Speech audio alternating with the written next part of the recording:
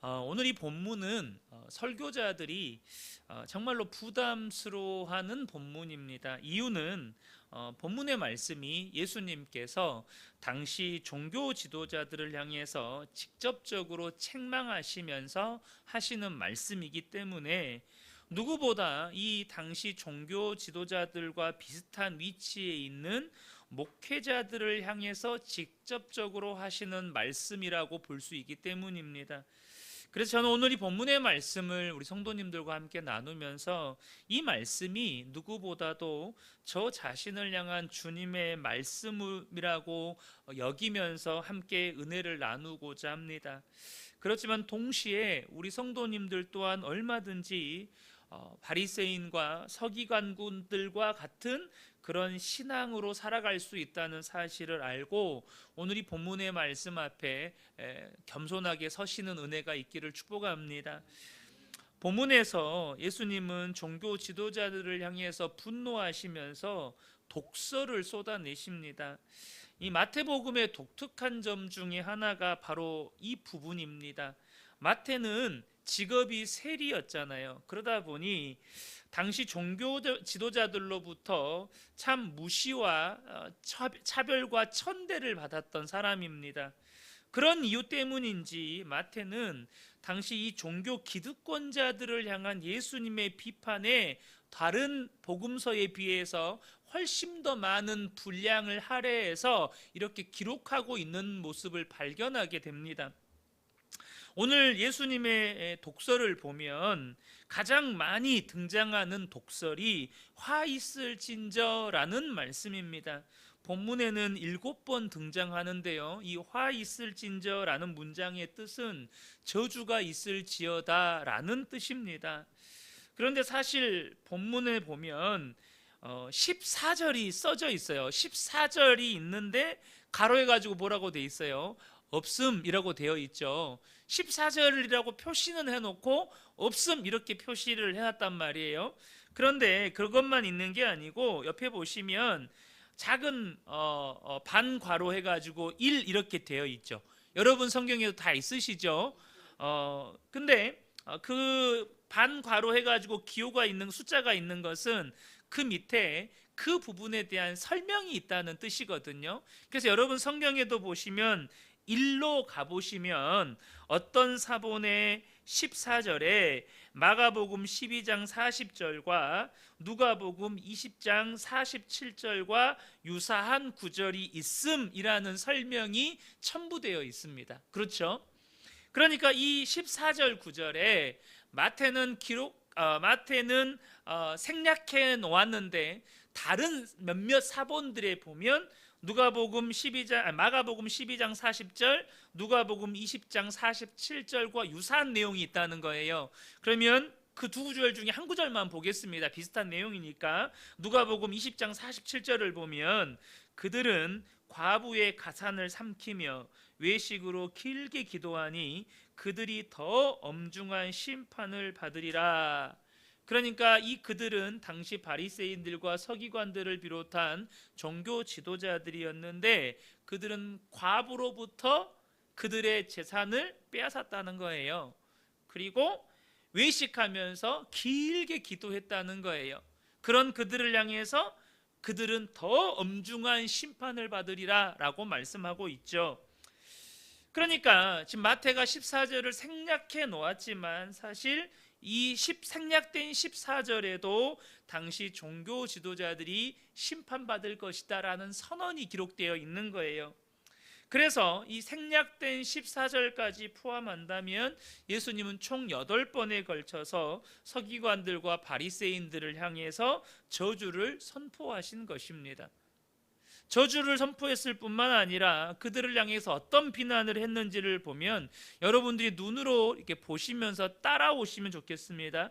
17절 상반절에 보면 어리석은 맹인들이여 이렇게 하고 말씀하고 있고 25절 하반절 보면은 그 안에는 탐욕과 방탕으로 가득하게 하는도다. 27절에 회칠한 무덤 같으니 겉으로는 아름답게 보이나 그 안에는 죽은 사람의 뼈와 모든 더러운 것이 가득하도다. 28절 하반절도 보면 겉으로는 사람에게 옳게 보이되 안으로는 외식과 불법이 가득하도다. 33절이 어떻게 보면 클라이막스인데요. 33절을 보면 뱀들아 독사의 새끼들아 너희가 어떻게 지옥의 판결을 피하겠느냐.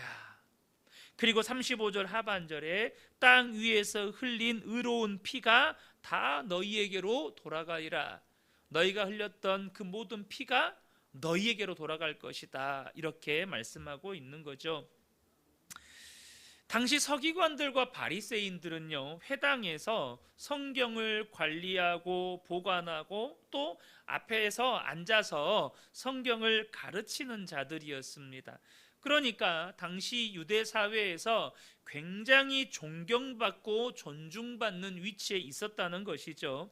그런데 그런 그들을 향한 예수님의 판결, 예수님의 선언이 뭡니까? 너희는 지옥 판결을 피할 수 없다.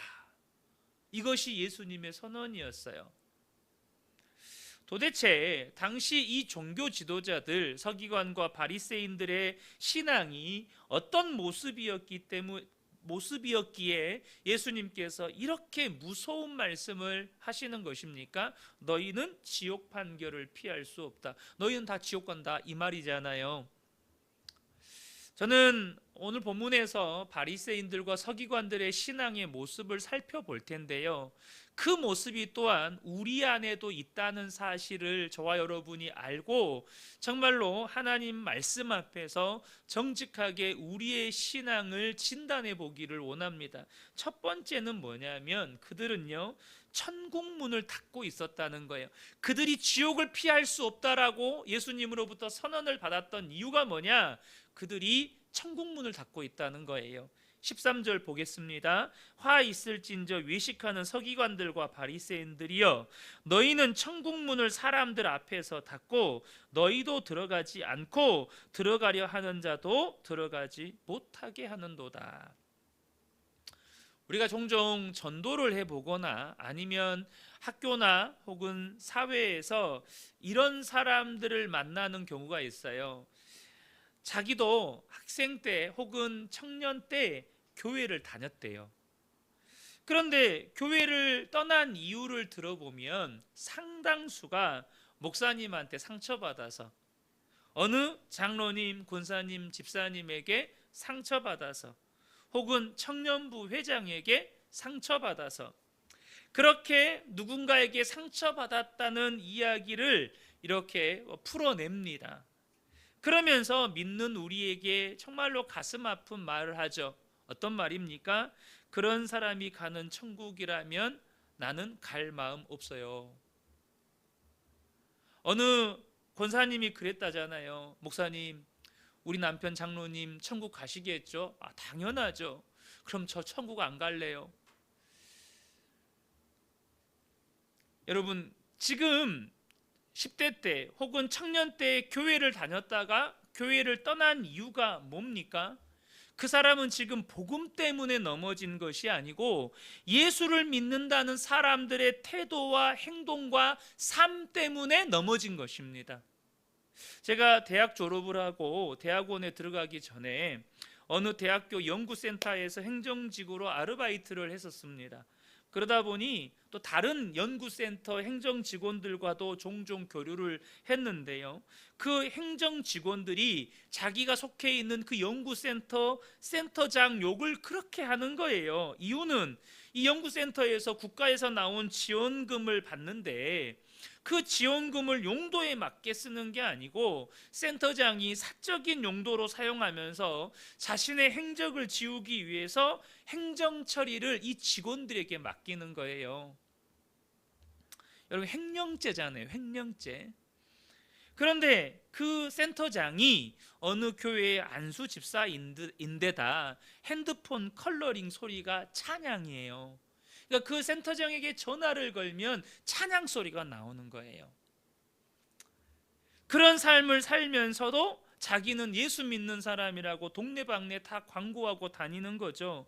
저는 지금도 그 모습이 생생하게 기억이 나요. 그 행정직원이 저랑 그냥 오고 가서 만나면서 우연히 대화를 하게 됐는데, 그 핸드폰 컬러링의 찬양 가사를 조롱 섞인 목소리로 따라 부르는데, 당시 신학대학원 입시를 준비하고 있었던 제가 얼마나 부끄러웠는지 몰라요. 본문에서 예수님이 지금 그 이야기를 하고 계시는 거예요. 자신이 천국에 들어가지도 못하고 다른 사람도 천국에 들어가지 못하도록 문을 막고 서 있다는 거죠. 더 큰 문제는 뭔지 아세요? 자신이 천국에 가지 못한다는 사실도, 또 천국 문을 막고 있다는 사실도 모르고 있다는 거예요. 당시 바리새인들과 서기관들은 어떻게 믿었어요? 구원받을 사람들은 자기밖에 없는 거예요. 천국에서 가장 높은 지위에 오를 사람들은 자기들밖에 없는 거예요. 이방인과 이방인들, 사마리아인들은 다 개 취급하고 지옥에 땔감 취급했다고. 자기들은 당연히 구원받는 사람들이었던 거예요. 그러니까 자기들이 지옥 갈지도 모르고 천국 문을 가로막고 있다는 것도 본인들은 몰라요. 여러분, 이 말씀 앞에 저와 여러분은 예외라고 말할 수 있습니까? 여러분, 많은 한국 교회 성도들이 정말로 구원받은 사람들이 진짜 많을까요?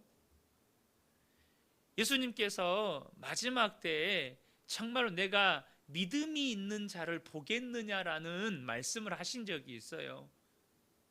또 마태복음 7장을 보면 나더러 주여 주여 하는 자마다 다 천국 가는 게 아니라고 말씀하셨어요. 천국에서 나는 너희를 도무지 알지 못하니 내게서 떠나가라는 말씀을 들을 자가 많을 거라고 말씀하셨어요. 여러분, 두려운 말씀 아닙니까? 마가복음 2장을 보면 네 사람이 중풍병자를 침상째 메고 예수님께로 왔는데, 사람들이 지금 예수님이 계신 집에 가득 차 있어서 문으로 들어갈 수가 없어서 지붕을 뜯어서 달아내린 사건이 기록되어 있어요. 우리는 그 사건을 볼 때 주로 중풍병자나 혹은 그 중풍병자를 옮겨다 준 내 친구의 믿음에 집중할 때가 참 많아요. 그런데 오늘 본문 말씀의 시각에서 주목해 봐야 될 사람들이 있는데, 그것은 그 집을 가득 채운 사람들이었어요.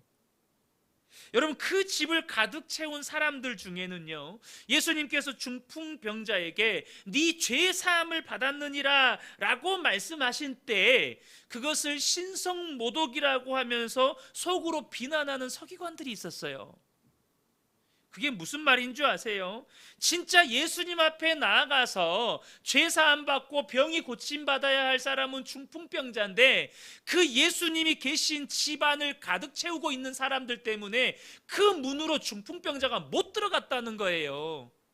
예수님 앞에 서기관들처럼, 바리새인들처럼 예수님을 비난하면서 예수님 앞에 나아오지 못하도록 가로막는 사람들이 있었다니까요. 사랑하는 성도 여러분, 저와 여러분이 꼭 기억하셔야 합니다. 저와 여러분이 가정에서 혹은 일터에서 만나는 사람들에게 보이는 내 삶의 모습들, 내 태도와 행동과 삶의 모습이 그들로 하여금 정말로 교회의 발걸음을 끊어버리게 만드는 여러분 장애물이 될 수 있다는 것을 저와 여러분이 아셔야 한다는 거예요. 여러분, 저는요, 우리 예수 믿는 성도들은요, 식당 가시잖아요. 여러분, 종업원들한테 반드시 여러분 존대어 쓰셔야 돼요. 아시죠? 반말하지 마세요. 혹시 주유하실 때 주 직원들 있잖아요. 반말하지 마. 저도 주유소에서 아르바이트 해본 적이 있거든요. 그런데 주유소에서 아르바이트를 해보면 저한테 야야 하시는 분이 계시고요, 정말 깍듯이 존대어를 쓰시는 분들이 계세요. 정말 야야 이 쓰레기 좀 버려. 저 그때 군대도 다 갔다 왔거든요. 근데 야야 하면서 이리 와봐, 쓰레기 좀 버려, 이렇게 하시는 분들 보면, 물론 제가 나이가 한참 어리기 때문에 또 직원이기 때문에 무슨 말 못하지만 어린 20대지만 너무너무 기분 나쁘더라고요. 여러분, 우리의 삶의 모습이, 복음이 아니라 우리의 삶의 모습이 저들에게 복음을 가로막고 천국문을 닫아버린다는 거예요. 두 번째는요, 그들이 제자가 아니라 지옥 자식을 만들고 있었기 때문이라는 거예요. 15절을 보겠습니다. 화 있을진저 외식하는 서기관들과 바리새인들이여, 너희는 교인 한 사람을 얻기 위하여 바다와 욕지를 두루 다니다가 생기면 너희보다 배나 더 지옥 자식 되게 하는도다. 이렇게 말씀하시죠. 당시 이 서기관들과 바리새인들도요, 전도했다니까요. 그래서 한 영혼을 얻었어요. 심지어 이방인 중에서도 하나님 백성 되기로 한 자들도 있었어요. 그래서 이방인의 뜰이 있었어요, 성전에. 심지어 우리가 지난 시간에 나누었던 다윗은 성령의 감동으로 장차 오실 메시아 그리스도를 향해 뭐라고 고백했습니까? 주라고 고백했습니다. 그런데 그들도 그렇다면 다윗처럼 그리스도를 주라고 고백하면서 이렇게 얻은 한 영혼에게 뭘 가르쳐야 돼요? 주님을 가르쳐야죠. 복음을 가르쳐야죠. 예수 그리스도를 가르쳐야 했습니다. 그런데 이들은 뭘 가르쳤어요? 율법의 형식을 가르쳤고, 그들이 오랫동안 고수해 왔던 그 율법의 규범과 전통과 문화를 가르쳤다는 거예요. 그 결과 자신들보다 더한 지옥 자식을 만들었다는 거예요. 열심히 있는 종교인 만들었다는 거예요. 한국교회는 지난 20-30년 사이에 심각한 위기에 봉착해 있습니다. 의식 있는 기독교 사회학자들이 이 문제를 놓고 여러 각도에서 연구하고 사회 지표들을 조사하기 시작했습니다. 그리고 한국교회가 봉착한 이 위기의 근본적인 세 가지 이유를 제시했습니다. 첫 번째는 뭐냐? 복음의 세속화입니다. 우리나라 근현대사를 보면 격변의 시기였습니다. 특별히 일제강점기와 한국전쟁은 대한민국을 완전히 초토화시켜 버렸죠. 그러다 보니까 보릿고개를 겪었던 60년대, 70년대 우리나라 전 국민의 목표이자 구호 뭐였습니까? 잘 살아보세. 노래까지 있잖아요. 잘 살아보세. 그 노래까지 있잖아요.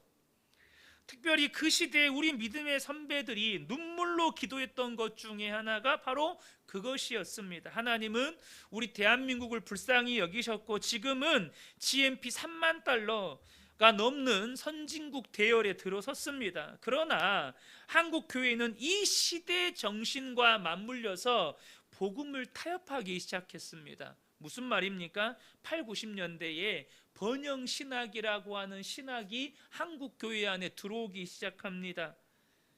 그래서 성도들을 교회에 모으기 위해 복음과 물질을 섞기 시작해요. 그래서 예수 믿으면 복 받는다. 예수 믿으면 모든 일이 잘 된다. 예수 믿으면 성공한다. 그러므로 하나님께 크게 구해라. 연봉도 구체적인 액수로, 집도 평수로, 차도 대형차를 하나님께 달라고 해라. 하나님이 반드시 그렇게 복을 주신다. 여러분 들어본 적 있어요, 없어요? 들어보셨잖아요. 저도 들어봤어요. 그렇게 배운 적이 있어요.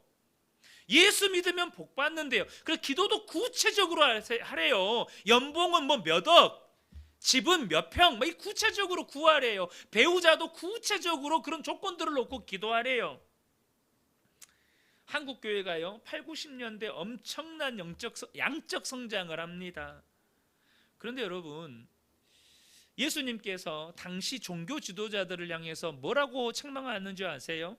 16절을 보겠습니다. 화 있을진저 눈먼 인도자여, 너희가 말하되 누구든지 성전으로 맹세하면 아무 일 없거니와 성전의 금으로 맹세하면 지킬지라 하는도다. 이게 무슨 말이죠? 쉽게 말하면 종교 지도자들이 돈 좋아했다는 거예요. 돈 좋아한 것, 세상에 물질 좋아하고 성공 좋아하고 돈으로 성전에 낸 헌금으로 맹세한 건 반드시 지켜라. 돈을 더 믿고 살았다는 거예요. 그런데 그들이 그렇게 돈을 좋아하는 이유가 있어요. 그게 뭐냐면 이들이 율법을 어떻게 해석을 했냐면, 하나님은 복을 주실 때 영적인 복이 아니라 현세적인 복을 주시는데 그 복을 받아야 하나님께 은혜 받은 사람이고 축복받은 사람이라는 거예요. 이것을 역으로 생각을 하면 그런 물질의 복을 받지 못한 사람은 어떤 사람이에요? 하나님께 은혜 받지 못한 사람, 하나님께 복을 받지 못한 사람, 더 직설적으로 하나님께 저주받은 사람. 그러니까 고아와 과부와 나그네와 장애인들은 단순한 사회적인 약자가 아니라 신학적으로 보면 어떻게 되는 거예요? 하나님께 복을 받지 못한 사람이고 하나님께 저주받은 사람이에요. 그래서 하나님은 하나님께서 저주한 사람들을 돌아보지 않았고 차별했어요. 여러분, 번영신학이 한국교회 안에 들어왔어요. 어떤 공식이 작동하기 시작했어요?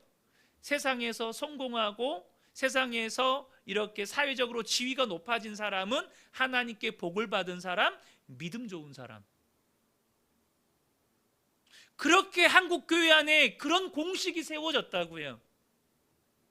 교회도 개척을 하면 1000명, 2000명, 10,000명, 20,000명 이렇게 부흥해야 그 교회는 하나님께 복을 받은 교회. 이런 공식이 성립되기 시작했다고요. 어느 목사님이 그런 이야기를 하시더라고요. 지금 한국 교회 구조가 어떻게 돼 있냐? 이탈리아의 그 베니스인가 어딘가에 가면 그 수상집들이잖아요. 이 집들이 바다하고 이 도시가 이제 바다와 가까워서 이 집을 이런 나무들이 다 받치고 있대요. 지금 한국 교회가 그런 구조예요. 대형 교회를 수많은 작은 교회들이 받치고 있다는 거예요. 이런 작은 교회들이 정말로 열심히 전도해가지고 1년, 2년, 3년 교육시켜서 한 사람의 성도로 신앙 교육시켜가지고 세워놓으면 몇 년 지나면 시스템 때문에, 예배 때문에, 무슨 제자 훈련 때문에 다 큰 교회로 이동한다는 거예요. 그러다 어떻게 돼요? 지금 점점점 그 작은 교회들이 대형 교회를 떠받치고 있는 한국 그 작은 교회들이 점점점 사라져 간다는 거예요. 결국 그 나무가 집을 받치고 있는 나무가 무너지면 그 위에 있는 집도 무너지게 되겠죠. 그 말씀을 하시더라고요. 여러분, 지금 복음이 세속화되면 교회 안에 그런 일이 발생해요. 세상적으로 성공하고 돈 많이 벌고 그러면 하나님께 복받은 사람이고 믿음 좋은 사람이고, 그래서 교회 안에 직분자의 지위를 얻게 되고, 그런데 고난도 많고 세상적으로 뭐 성공도 못했고 재정적으로 가난하면 그 사람은 믿음 있는 사람이 아니에요. 복받은 사람이 아니에요. 근데 여러분 보세요. 나사로와 부자, 누가 천국 갔습니까? 거지 나사로가 천국에 갔어요. 부자가 천국 간 게 아니고 거지 나사로가 천국에 갔다고요. 여러분, 성경은 뭐라고 말씀하고 있죠? 미가서 6장 8절을 보면 사람아, 주께서 선한 것이 무엇임을 내게 보이셨나니 여호와께서 내게 구하시는 것은 오직 정의를 행하며 인자를 사랑하며 겸손하게 내 하나님과 함께 행하는 것이 아니냐.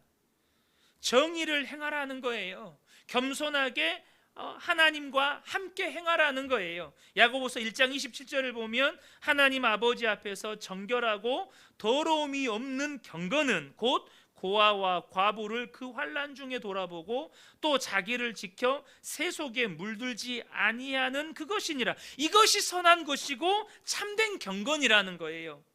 그러나 바리새인들과 서기관들은 율법을 문자로만, 나아가 육신적으로만 이해하고 해석하려 했어요. 그 결과 복음이 세속화돼 버렸다는 거예요. 두 번째 한국교회의 위기를 뭘로 진단했냐면 이원론적인 신앙. 그러니까 무슨 말이냐면 교회에서의 모습과 삶의 현장에서의 모습이 완전히 다르다는 거예요.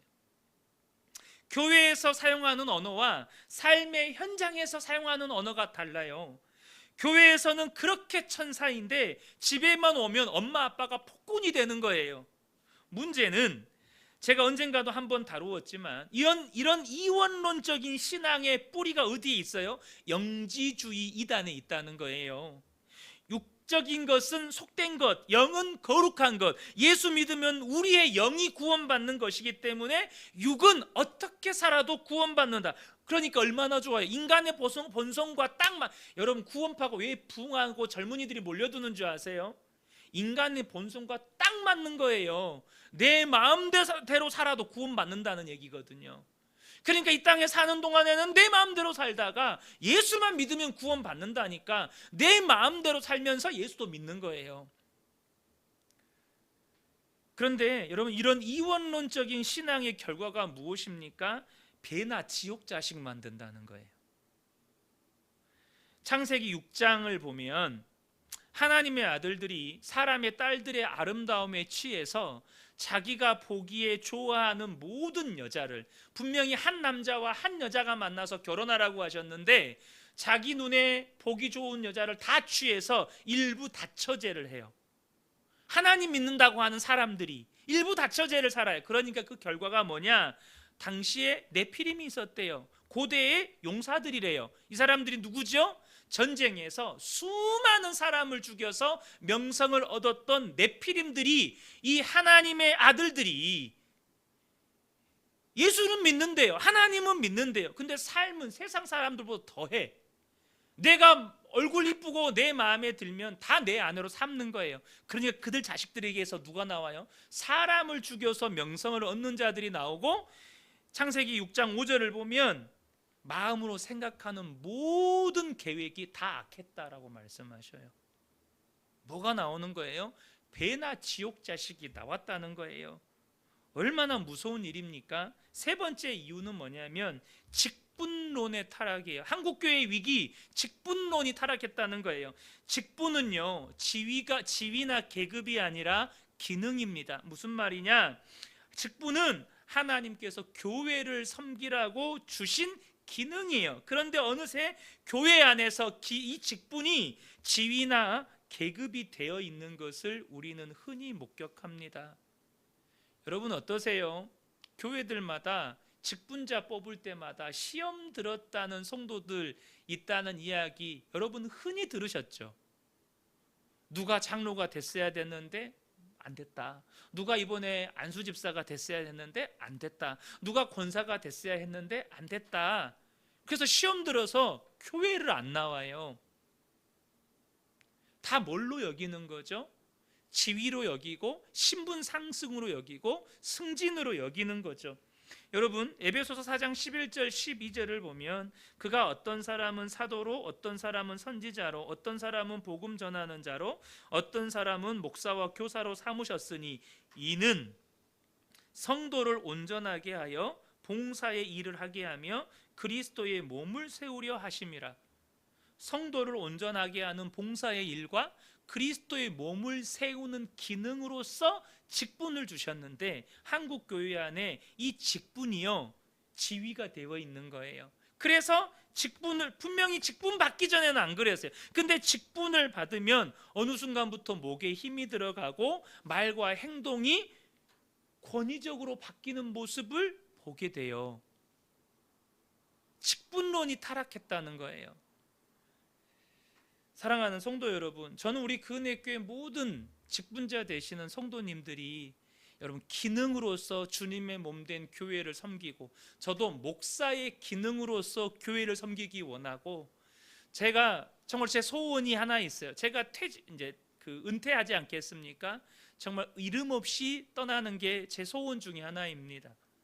지금부터 여러분들에게 말씀을 드리는 거예요. 이름 없이 떠나는 거. 교회에다가 어떤 공적을 남기지 않고 떠나는 거.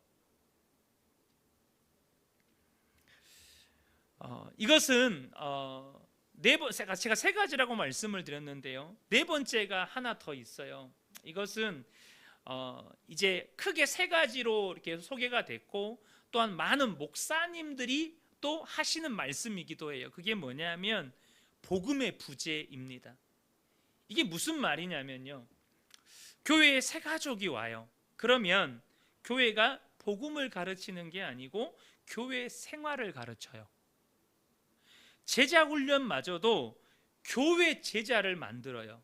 무슨 12니 무슨 날개니 하면서 막 제자 양육을 강조하잖아요. 그런데 결국에는 그 교회의 목사님의 제자, 혹은 그 교회에 써먹기 좋은 제자를 만드는 거예요. 그러니까 그 성도의 삶이 그 교회를 떠나서는 아예 설명이 안 돼요. 오로지 그 교회에 헌신하게 만들고 그 교회의 모든 것을 이렇게 자신의 삶을 드리게끔 만들어 버리는 거죠. 그러니까 교회마다 목사님의 제자도 있고 교회의 제자는 있는데 그리스도의 제자가 없는 거예요. 사랑하는 성도 여러분, 저와 여러분이 정말로 기도하셔야 돼요. 저는 우리 그은혜 교회를 통해서 저의 제자가 아니고요, 우리 교회의 누군가의 제자가 아니라 예수님의 제자가 계속해서 나와야 돼요. 배출돼야 돼요. 여러분 한 분 한 분이 예수님의 제자가 되셔야 돼요.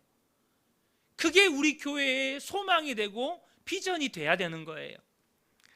세 번째로 이 바리새인들 종교 지도자들이 예수님의 이 비판을 받았던 이유는 뭐냐면 마음을 정결하게 관리하지 못했기 때문이에요. 오늘 본문 25절부터 28절에 예수님께서 반복해서 하시는 말씀이 있어요. 25절 하반절에 보면 그 안에는 탐욕과 방탕으로 가득하게 하는도다. 27절 그 안에는 죽은 사람의 뼈와 모든 더러운 것이 가득하도다. 28절 안으로는 외식과 불법이 가득하도다. 예수님이 반복해서 말씀하시는 게 뭐예요? 속이 더럽다는 거예요. 이들은 겉은요 거의 결벽증 환자처럼 깨끗하게 가꾸었습니다. 그들의 몸을 비롯해서 그들이 사용하는 잔과 대접이며 입는 예복이며 먼지 하나 없이 관리했어요. 심지어 그들이 성경을 필사할 때, 기록할 때 하나님이라는 단어만 나오면 몸을 씻고 와서 기록했다고 하지 않습니까? 그런데 눈에 보이지 않는 그들의 마음은 가꾸지 않았어요. 그들의 속은 온갖 탐욕과 방탕으로, 온갖 더러운 생각들로, 온갖 외식과 불법으로 가득했다는 거예요. 그 말은 그들의 마음에서 일어나는 온갖 더러운 생각들과 죄악들을 그대로 방치했다는 거예요. 어쩌면 그들은 자기 마음속에서 일어나는 더러운 생각들이나 죄악들을 별거 아니라고 생각했는지도 모르겠어요. 그런데 여러분 아시지 않습니까? 여러분이요 집안을 일부러 더럽히지 않고 그대로 가만히 방치만 해둬도요 며칠이 안 돼서 방바닥에 먼지 쌓이잖아요. 여러분 그렇지 않던가요? 심지어 사람이 살지 않고 그대로 방치된 집들은 사람의 온기가 사라져서요 몇 달이 되면 폐가처럼 바뀌어요. 그래서 시골에 가면 이렇게 혼자 사시던 어르신이 돌아가시면 진짜 몇 개월 안 돼서 그 집이 폐가처럼 바뀌잖아요. 우리 마음도 똑같아요. 우리 마음속에 마귀가 던져놓은 더러운 생각들이나 죄악들을 별것 아니라고 방치하게 되잖아요. 여러분 내 속에 더러운 게 있으면 뭐가 꼬이죠? 파리가 꼬여요. 더러운 게 있으면 또 다른 더러운 게 끌리게 돼 있어요. 내 속에 죄가 가득하고 더러운 생각들이 가득하잖아요. 그럼 마귀가요 계속해서 그 속을 더럽혀요.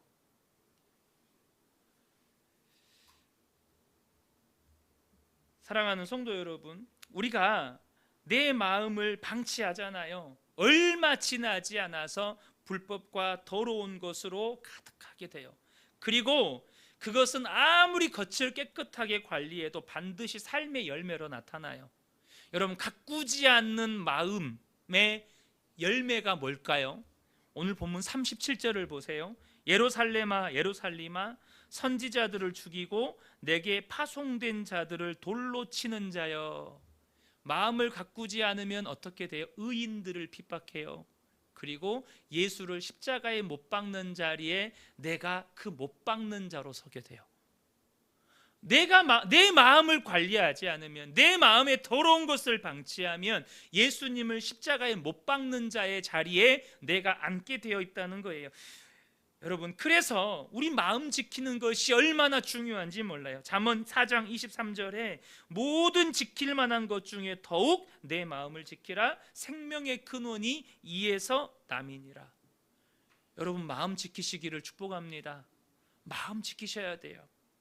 그런데 여러분 오늘 본문의 말씀이 이런 책망으로만 끝나버리면 너무 무섭기만 하잖아요. 그러지 않습니까? 우리 안에 솔직히 이런 모습이 있는데, 그런 우리를 향해서 주님이 네가 지옥 판결을 피할 수 있겠냐, 지금 이러셨잖아요. 그럼 이 말씀으로 끝나면 우리에게 소망이 있습니까? 그런데 주님께서 오늘 본문 마지막 절에 이상한 말씀을 하셔요. 39절을 보겠습니다. 내가 너희에게 이르노니 이제부터 너희는 찬송하리로다. 주의 이름으로 오시는 이여 할 때까지 나를 보지 못하리라 하시니라. 갑자기 심판을 선언한 자들을 향해서 이제부터 너희는 찬송하리로다. 뭐가 안 맞잖아요. 너희가 어떻게 지옥 판결을 피하겠냐, 이렇게 말씀하셔놓고는 이제부터 너희는 찬송하리로다. 이게 앞뒤가 안 맞아요. 그런데 이것은 시편 118편을 인용한 말씀이에요. 이 인용한 말씀 가지고도 좀 설명이 길기 때문에 자세하게 설명하지를 않겠습니다. 그런데요, 예수님께서 종교 지도자들을 향해서 심판을 선언하셨어요. 그런데 39절에 뭐라고 말씀하시죠? 이제부터 너희는 찬송하리로다. 어떻게 심판을 선언한 자들, 지옥 판결을 받은 자들에게서 찬송이 터져 나올 수 있단 말입니까? 이 지옥 판결과 찬송이 터져 나오는 사건 사이에 뭐가 있다는 말이죠? 예수님의 십자가 사건이 있는 거예요. 예수님은 이 말씀을 하시고 이제는 고난받으시고 십자가를 지시기 위해서 그 골고다로 나아가세요. 어린 양 예수의 죽음이 그 심판의 자리에서 우리를 찬송의 자리로 옮겨준다는 거예요. 어린 양의 그 십자가의 죽음이, 그 놀라운 십자가의 사랑과 은혜가 심판받을 우리를 찬송케 만든다는 것입니다. 다시 말해서 저와 여러분이 은혜를 잃어버리면, 어린 양 예수의 죽음과 그 예수의 사랑이 우리의 마음에서 사라지면, 사망 권세 이기시고 부활하셔서 지금은 성령으로 우리 안에 계신 예수님을 잊고 살면, 주님은 지옥 판결을 선언하셨던 그 바리새인들과 서기관들의 삶이 그대로 우리의 삶이 된다는 거예요. 사랑하는 성도 여러분, 결론을 맺겠습니다. 이 밤에 함께 예배드리는 우리 모든 성도님들이 그 어린 양 예수의 십자가의 은혜, 그 십자가의 사랑, 부활하시고 지금은 성령으로 내 안에 임하신 그 예수 그리스도를 날마다 믿음으로 바라보고 그 은혜로 충만케 되어서 언제나 찬송의 자리에 머물러 있는 저와 여러분 되시기를 예수님의 이름으로 축복합니다.